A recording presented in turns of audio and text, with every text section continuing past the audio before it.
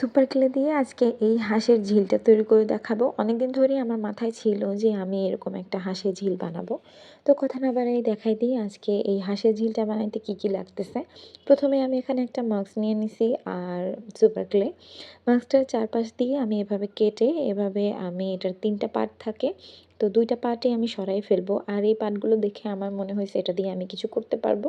তো আপাতত ওই ২ পার্টটা আমি রেখে দিছি, পরবর্তীতে দেখাবো কোনো ভিডিওতে। তো এইভাবে ছোট ছোট করে কেটে নিছি। আপনাদের কাছে মাস্ক না থাকলে আপনারা কিন্তু টিস্যু দিয়েও করতে পারেন, সাদা কালারের যে টিস্যুটা হয়। এখানে আমি কিন্তু একটা কেক বোর্ডের উপরে আগে জেসো অ্যাপ্লাই করে নিছি, তারপরে আমি এখানে নীল কালার দিয়ে একটু পানির মতো ঢেউ ঢেউ করে নিয়েছি। আর তারপর একটু সাদা কালারও দিয়ে নিছি। উপরের অংশতে আমি একটু কমলা কালার করে দিছি। এটা কেন কমলা কালার করছি আমি নিজেও জানি না, হয়তোবা সাদা রাখলে একটু দেখতে ভালো লাগতো। এখানে কিন্তু আমার কাছে সাদা কালার ক্লেটা ছিল না, এই জন্য আমি এখানে হলুদ কালার ক্লেটা নিয়ে নিছি। সমস্যা নেই, কারণ এই কালারটা একেবারেই দেখা যাবে না।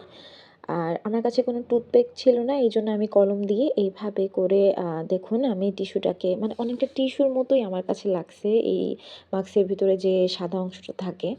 তো এটা আমি এভাবে দেখুন ক্লের উপরে এভাবে একটু চেপে তারপর বসাই নিব।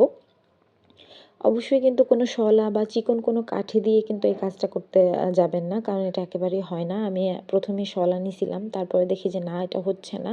একটু মোটা ধরনের কাঠি তারপরে নিয়ে এভাবে এটা সেট করে নেবেন।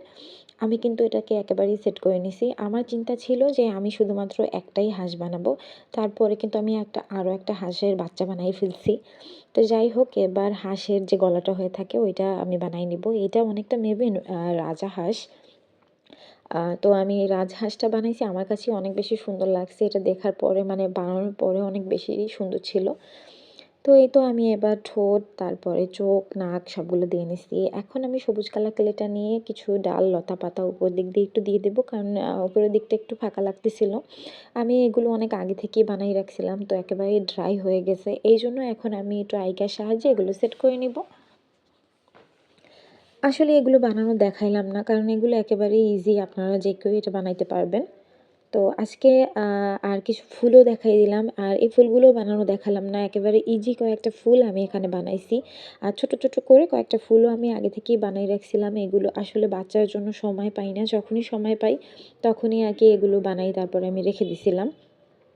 এই যে এবার একে একে আমি প্রত্যেকটা জায়গাতে আঠা লাগিয়ে তারপর এগুলোকে আমি সেট করে নেব। এখানে আমি আরও কয়েকটা ফুল দিতে চাইছিলাম, পরে দেখি যে না, জায়গাতে হচ্ছে না। তারপরে আমি এই কয়টা ফুলই এখানে দিছি। তো এখানে আমি কয়েকটা বলও বানাই নিছিলাম ছোট ছোট করে। তো বল, তারপরে এই যে পাতাগুলো, এগুলো আমি সেট করে নেব এখানে। আর মাঝখানে কিন্তু আমি ভিডিওর ফাঁকে এই হাঁসটাকে বানাই নিছিলাম। তো এই যে ফাইনালি আমার এই কাজটা রেডি হয়ে, সেটা দেখতে কেমন হয়েছে জানাবেন। দেখা হবে নেক্সট কোনো ভিডিওতে। আল্লাহ হাফিজ।